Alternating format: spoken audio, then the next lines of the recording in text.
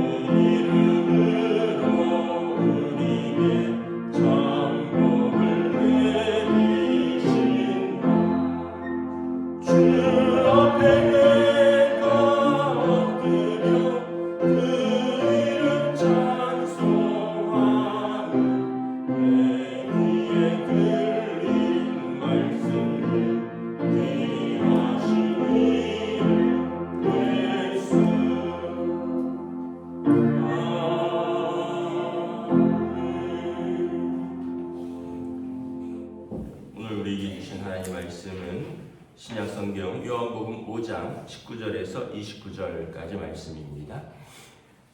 요한복음 5장 19절에서 29절까지 말씀입니다. 다 찾으신 줄 알고 저와 여러분들이 한 절씩 기도하겠습니다. 그러므로 예수께서 그들에게 이르시되 내가 진실로 진실로 너희에게 이르노니 이들이 아버지께서 하시는 일을 보지 않고는 아무것도 스스로 할 수 없나니 아버지께서 행하시는 그것을 아들도 그와 같이 행하느니라. 아버지께서 아들을 사랑하사 자기 행하신 것을 다 아들에게 보이시고 또 그보다 더 큰 일을 보이사 너희로 놀랍게 여기게 하시리라. 아버지께서 죽은 자들을 일으켜 살리신 같이 아들도 자기가 원하는 자들을 살리느니라.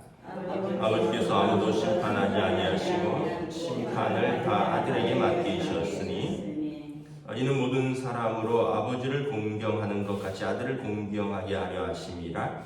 아들을 공경하지 아니하는 자는 그를 보내신 아버지도 공경하지 아니하느니라. 내가 진실로 너희에게 이르노니 내 말을 듣고 또 나를 보내신 이를 믿는 자는 영생을 얻었고 심판에 이르지 아니하나니 사망에서 생명으로 옮겼느니라.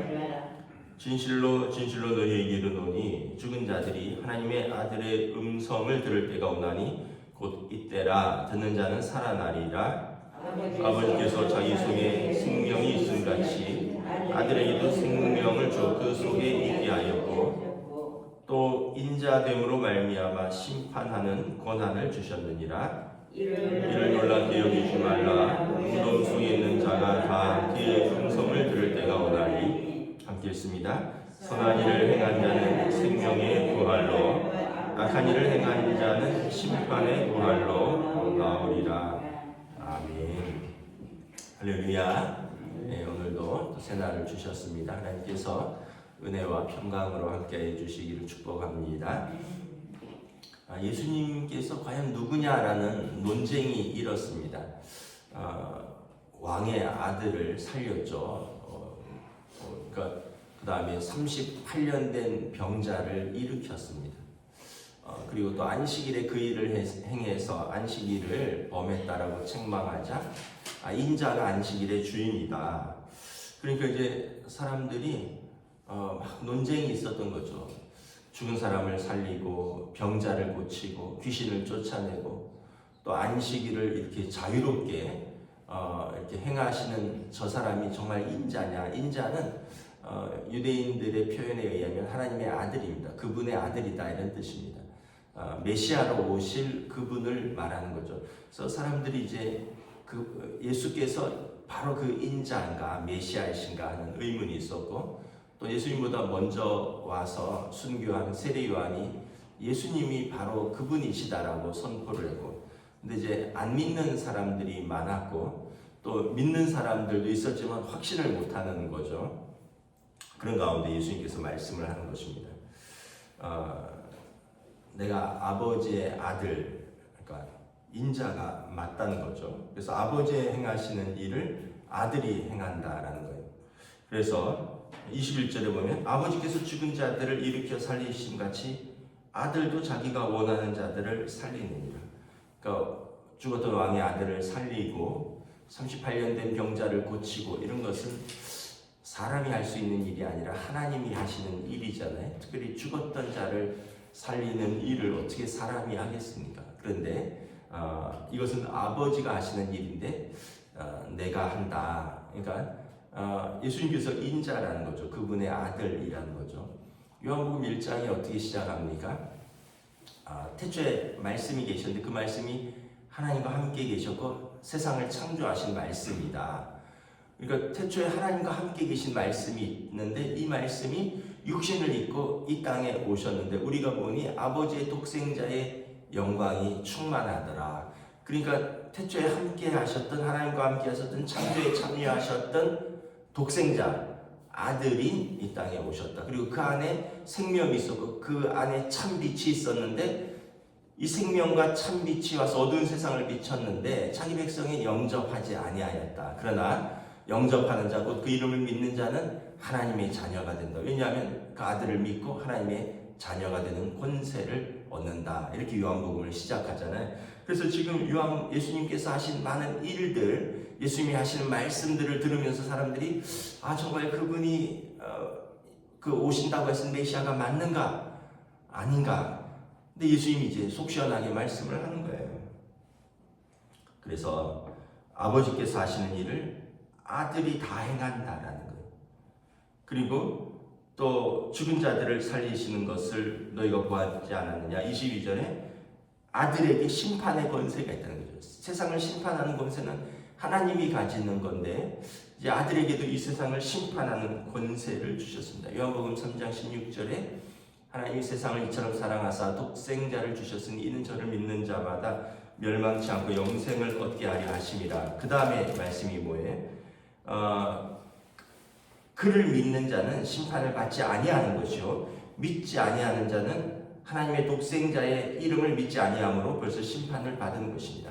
그래서 예수를 믿는 자는 심판을 받지 않는다는 거예요. 왜냐하면 영벌이 아니라 영생으로. 그러나 그를 믿지 않는 자는 아버지를 믿지 않은 것과 똑같기 때문에 자기 죄를 그대로 가지고 하나님 앞에 설 것이다 라는 거예요.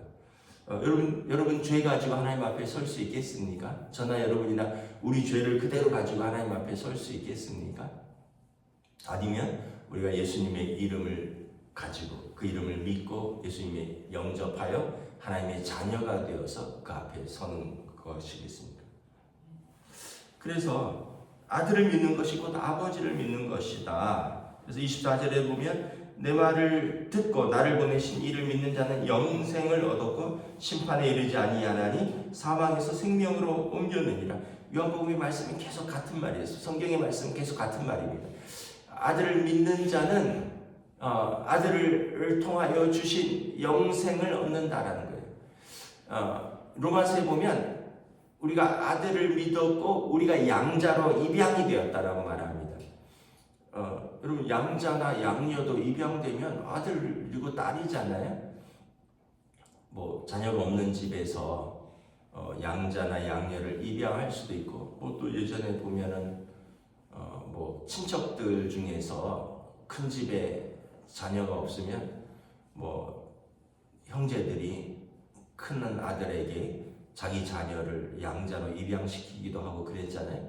그러면은 어떻게 돼요? 낳긴 내가 낳았는데 호적에 형님 아들로 올라가는 겁니다.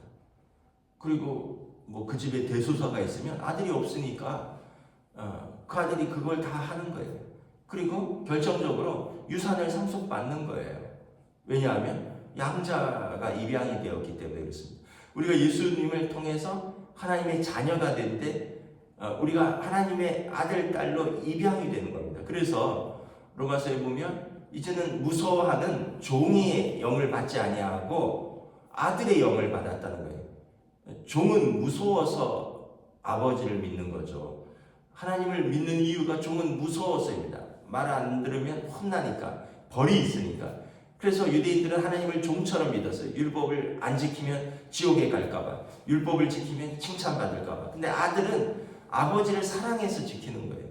아들은 뭘 벌받고 매맞고 이게 두려워서가 아니라 아버지를 사랑해서 율법을 지킨다는 거예요. 그리고 내가 안 지키면 아버지가 근심하니까. 그러니까 이 차원이 다른 거죠. 종은 이거 잘하면 칭찬받으려고 하고 이거 못하면 벌받을까봐 염려하지만, 아들은 아버지의 마음을 즐겁게 하기 위해서 기꺼이 하고 아버지의 마음을 근심시키지 않기 위해서 하고 싶어도 하지 않는 거예요.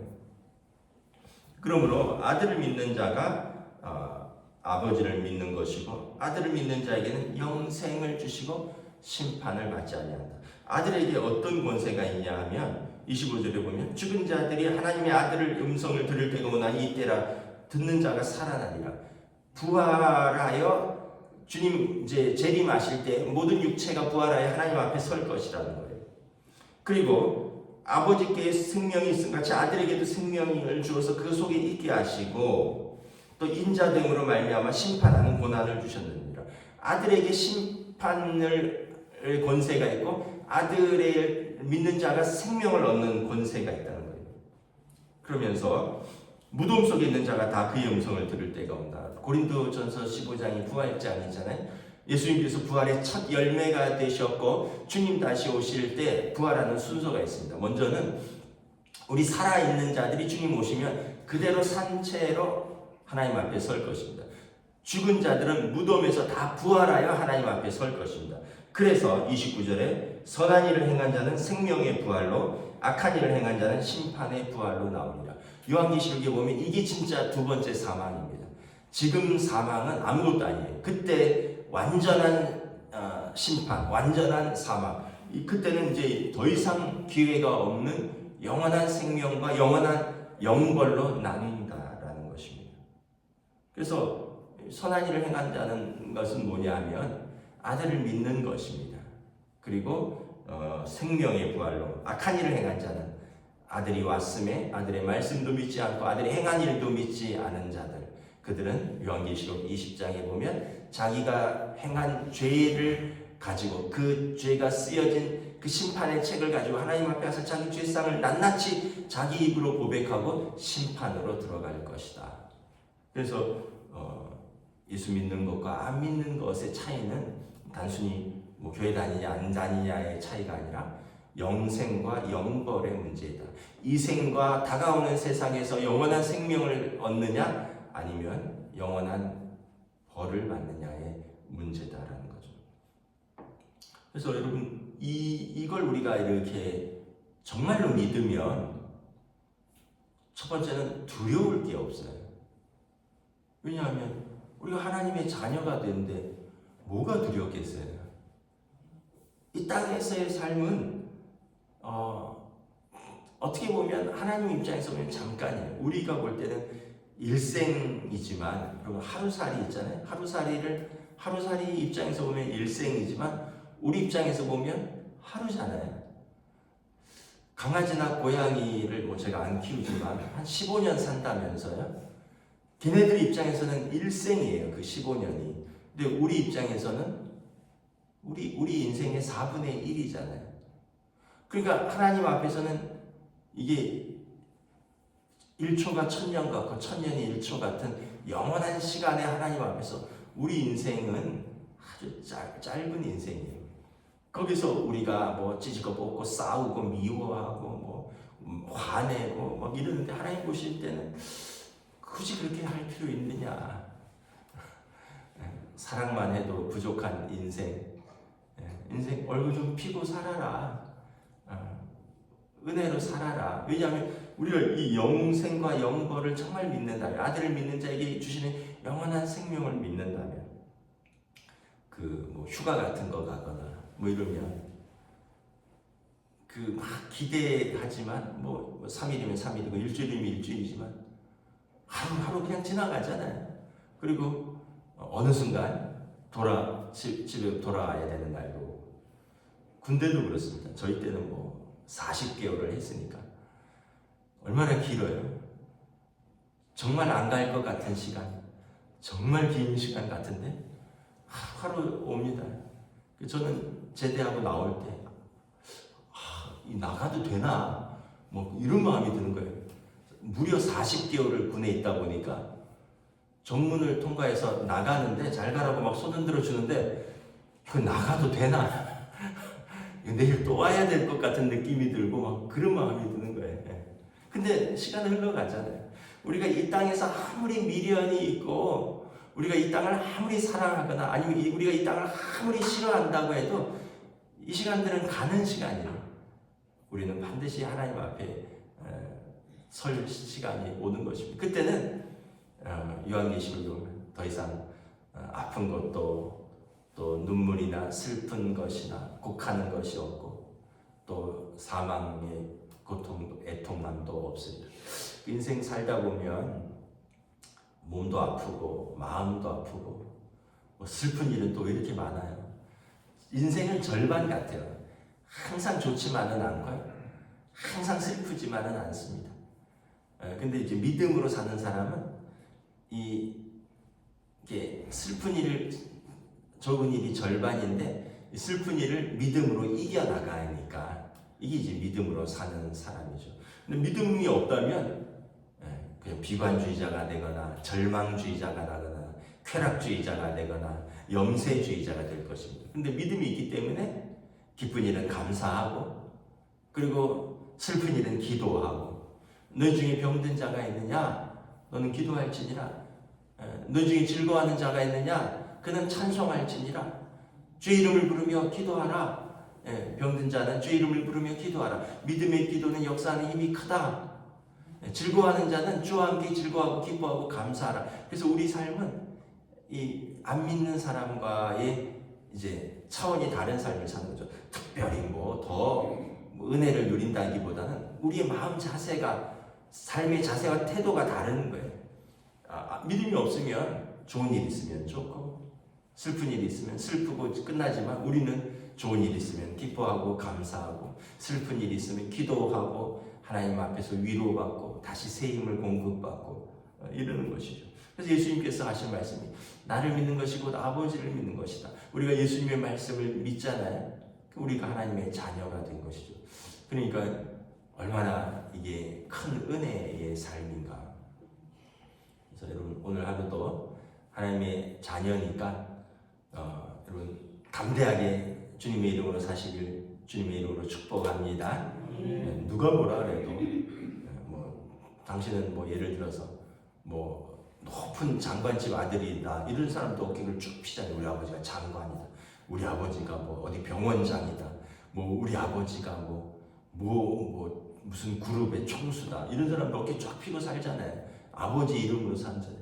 우리는 하나님의 자녀인데 어깨 더 쫙 펴셔야 돼요. 우리 아버지가 하나님이시다. 오늘 하루도 여러분 이 담대함으로 이 믿음으로 사시는 저와 여러분 되시기를 우리 주님의 이름으로 축복합니다. 기도하겠습니다. 하나님의 은혜를 감사합니다. 예수님이 행하신 일, 병든 자를 고치고 귀신 들린 자를 깨끗게 하며 죽은 자를 살리시며 하나님 나라를 선포하시는 예수님을 보며 사람들이 저분이 바로 오실 그이신가, 그분이신가, 저분이 인자인가. 오늘 예수님께서 아들이 아버지의 이름으로 아버지의 권세를 가지고 왔다라고 말씀합니다. 그러므로 아들을 믿는 자는 아버지를 믿는 것이요 아들을 믿는 자는 심판을 받지 않고 영생을 얻게 되리라 말씀하셨습니다. 우리가 예수님을 믿고 하나님의 자녀가 되었고 또한 예수님을 믿고 이제 우리 정욕으로 우리 힘으로 사는 인생이 아니라 하나님의 자녀로 그 믿음으로 하나님이 주신 은혜로 사랑으로 오늘 하루도 살아가는 복된 하루가 될 수 있도록 성령님 인도하여 주시옵소서. 감사를 드리오며 우리 주 예수 그리스도 이름으로 기도드리옵나이다. 아멘. 하늘에 계신 우리 아버지의 이름을 거룩하게 하시며 아버지의 나라가 오게 하시며 아버지의 뜻이 하늘에서와 같이 땅에서도 이루어지게 하소서. 오늘 우리에게 일용할 양식을 주시고 우리가 우리에게 잘못한 사람을 용서하여 준 것 같이 우리 죄를 용서하여 주시고 우리를 시험에 빠지지 않게 하시고 악에서 구하소서. 나라와 권능과 영광이 영원히 아버지의 것입니다. 아멘.